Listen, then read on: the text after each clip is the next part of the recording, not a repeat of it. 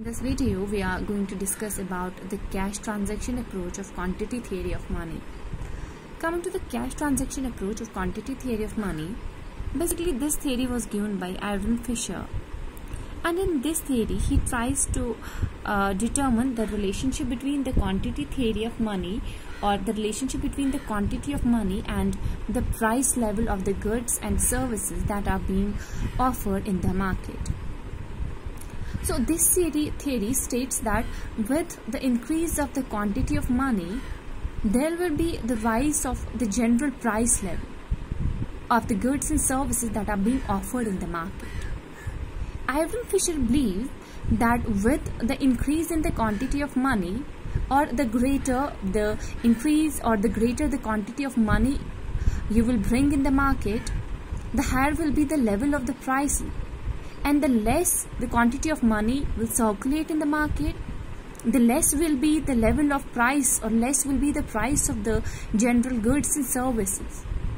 The major reason behind that is when there is increase in the quantity of money in the market, now people are getting more money is being circulated in the market.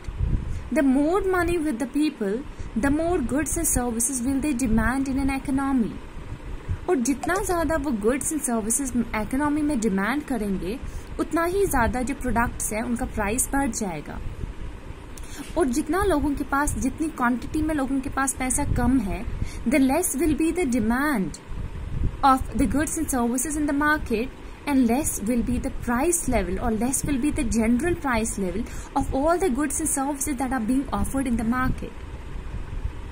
This is the main concept of the quantity theory of money that were being given by the Irving Fisher. Now we have certain assumptions of the quantity theory of money. Coming to the first assumption, that is there is a concept of full employment. Irving Fisher assumed that in an economy there is a full employment. Full employment exists in an economy. That means there is no such person in an economy who is not employed. This is the first assumption. Coming to the second assumption, that is trade and velocity are kept constant. Irving Fisher assumed that you cannot change the trade of a particular economy within short period of time. जो भी economy में नई industries, इतना आसान नहीं है नई industries को आना. So इतना आसान नहीं है नए trade relationships build करना within or outside the country. So that is why जो भी Irving Fisher ने बताया, जो भी ट्रेड है वो इतनी जल्दी या इतनी आसानी से चेंज नहीं होता है. That is we consider that an economy, जो भी आपका ट्रेड है वो कांस्टेंट रहता है, ट्रेड जल्दी चेंज नहीं होता है. And same is the case with the velocity. जो वेलोसिटी है पैसों की, किस हिसाब से आपका पैसा मार्केट में सर्कुलेट होता है, वो भी चेंज नहीं होता है, वो भी आप लोग कंसिडर करते हैं कांस्टेंट रहता है. The basic reason behind that, आइवन फिशर ने ये बताया, जो जैसे लोगों की हैबिट्स है या लोगों की priorities and taste and preference है, वो इतनी आसानी से चेंज नहीं होता है. सो जिस हिसाब से वो पैसे को खर्च करते हैं इन फुलफिलिंग देयर डिजायर्स, वो अकॉर्डिंगली वो सेम ही रहेगा. या जो एक इकोनॉमी की पॉपुलेशन है वो भी इतनी आसानी से चेंज नहीं होगी. जो लोग हैं, ज्यादा लोग आएंगे नहीं, या जो एग्जिस्टिंग लोग हैं उनमें से ज्यादा लोग चले नहीं जाएंगे इकोनॉमी से. सो जितने हैंड्स में जिस हिसाब से आपका जो पैसा सर्कुलेट हो रहा है मार्केट में, ये उसी हिसाब से रहेगा. अगर अभी आपकी वेलोसिटी 5 है, ये वेलोसिटी जो है वो कांस्टेंट रहेगी. The another assumption of the quantity of the transaction approach is P is a passive factor. That means price जो है it's a passive factor. It's itself an effect of certain activity. मगर इसकी वजह से किसी और activity पे affect नहीं पड़ता. लाइक फॉर एग्जाम्पल, अगर क्वांटिटी ऑफ मनी बढ़ गई या कम हो गई, उसका असर डायरेक्ट प्राइस लेवल पे पड़ेगा. अगर क्वांटिटी, पैसे की जो क्वांटिटी आप लोग मार्केट में सप्लाई कर रहे हैं, जिससे अगर वो आप ज्यादा सप्लाई कर रहे हैं, सो ज्यादा जो है प्राइस लेवल भी बढ़ेगा. दैट मीन्स प्राइस लेवल जो है ये खुद से एक अफेक्ट है, बट ये किसी और पे अफेक्ट नहीं करता है. सो अब जो आइवन फिशर है, इसने एक इक्वेशन दी, जिस इक्वेशन में आप लोग क्या करते हैं, आप लोग ये देखते हैं कि सप्लाई जो है, सप्लाई किस तरह से आपकी डिमांड के इक्वल है.